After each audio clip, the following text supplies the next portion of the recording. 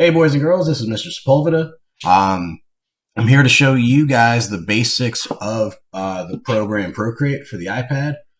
So let's say you're a traditional artist and you're now venturing off into a digital medium, and this is your first program. You want to know a decent amount about how to use this and where to begin, then this is the video for you, right? If you've already been using this, chances are you already know everything that I'm about to show you, okay? So let's go ahead, let's begin, right? So here you got your color picker, okay? You literally use it to pick your colors, right? You got that circle mode, you got a classic mode, harmony, which is kind of like choosing complementary colors, right? You pick one, it'll choose one for you that goes well with it. Got the value sliders over here. And then of course you got some palettes, and you can always add palettes from like photos that you have already embedded onto your iPad from your camera. But I'm just gonna use this. I like the little wheel, okay? We've got brushes, and in Procreate, the brushes are really well organized. Because if I'm looking for a charcoal to draw with, I've got it here. If I'm looking for something spray painty, I've got it here. If I'm looking to ink, if I'm looking to sketch, it's got everything you could ever want, right? So if you've done these things, if you use these traditionally, digitally, should hopefully feel about the same, right? And of course, there's pressure sensitivity and things like that that go with this. But I'm just going to use the 6B sketch pencil for right now. Over here, this is your sliding deck or your size, your sliding deck for the size, right? And so this is the largest size I can have for the 6B pencil, but I can always change it to be a little bit smaller, and I can just keep changing that percentage down, right? As you guys can see there. Now, Procreate has this great little ability to read your hand gestures. So if I want to undo anything, right, instead of just using that erase tool to try to erase it all, right, I can put 2 fingers down and tap, right, and it'll undo, right? So I can undo things that I've already done.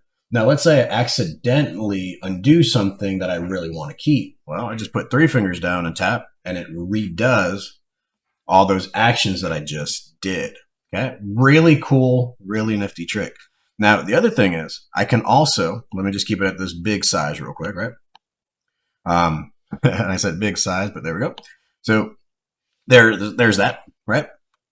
I can use this opacity slider to change the opacity. So essentially just making it really transparent as I go, right? Now, you do have the ability on here so let's say this is my transparent thing. I can keep going back on top of it, on top of it, on top of it, and it will eventually get darker, right? But if I wanted it dark, I would just bypass all that by keeping it like that, right? Oh, here's a really cool trick. So you learn that 3 fingers is undo, but instead of tapping, if I hold my 3 fingers down and slide it, watch what happens. It clears the entire canvas, or not the canvas, but the layer itself, okay? Now let's talk about layers. Layers are really important when you are first getting started with digital art, because the layers are your way of putting things either in the foreground or background, or if you're using it, let's say you're character designing, you can use it to rough sketch out a character, right? So let's just roughly rough out a character's head, right? So let's go ahead. I'm just going to draw this circle, put in some guidelines, right? This is not going to be perfect because it doesn't need to be for this video.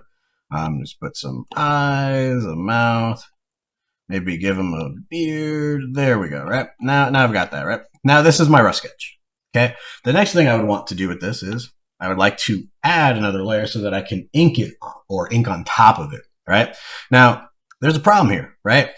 Because if I try to, and I'll show you this. So let's zoom in, right? Because you can pinch out to zoom in.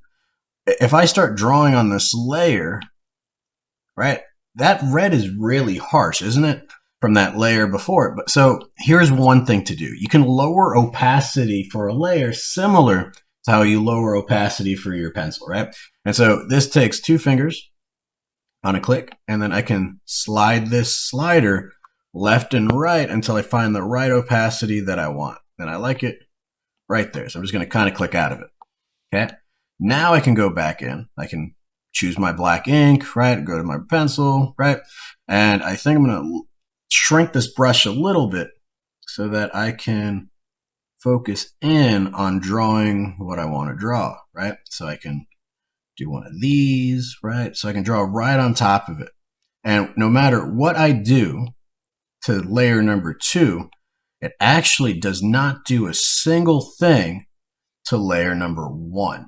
Okay, so what does that mean? So if I shut off layer number 1, so I unclick it, notice how there was no interaction there, right? It didn't affect it. If I do the same thing to layer 2, it doesn't affect layer 1 because they are completely separated from each other. Really important to note, right? So now that I've got this guy, right, I'm just going to unclick that real quick. I'm going to shrink this down. I've got the select tool, right, this little S tool, okay, which is really cool, right? I can use it to select an area that I want to mess around with, okay? I can delete things outside of it, right? Now, one of my favorite things to do is use this arrow tool after I select to essentially use the transform tool, right? I can narrow things, I can widen things, I can scale it exactly. We can also distort it a bit, right? It means I could change the perspective of this guy a little bit, right? I can also undo that, right? Now, I can also use this warp in case I want to move things a little bit out of the way. So if I'm doing an action pose or something, I can push the figure as far as I can within the realm of possibilities, right? And I can just kind of stretch it and kind of maneuver this to however I want, right? So you can push and pull things, which is really cool. You've also got the ability to flip it vertically, right? Flip it horizontally. You can rotate as you go, right? So they can get the right spot. You can fit it to your screen if you really want to fit it to your screen, right? This guy's kind of weird, right? So let's just kind of keep it the way it is. You can freeform it. So same thing. I can kind of mess around with the size of that, right? Snap it into place if you needed to. Whatever you want, you've kind of got that ability to do those things, right? You can also select things via rectangle, right? And look, X everything else out. This is kind of like your action tool, this wrench button. And you can kind of mess around with canvases, sharing things, importing videos, files, whatever. You can make animations through Procreate, right? A little bit more advanced.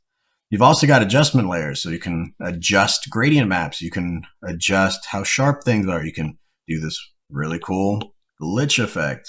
Sorry, once I click that brush, you can mess around with this glitch effect. And once I get there, sorry. So let me click on the glitch, right? So you got the pencil, and so we can start glitching things out, right? Which is pretty cool. Okay. So Procreate has all these cool things, right? Including like if I hold down my one finger, it'll do a sorry. There we go. If I hold down my one finger, it'll also do a thing. Oh, sorry, I'm still on the advanced. There we go. Right. If I also hold down my one finger, it'll also pick up the eyedropper tool, so I can kind of find a color that I want that's on the screen. Right. That's a little bit grayer than the blackest part of this black pen. Right. Snap that back in. So Procreate has a lot of uses, a lot of advantages for digital art. So go ahead, try this out, and hopefully, you guys will feel a little bit more comfortable using this program. Okay, guys, I'll see you all in the next video. Bye.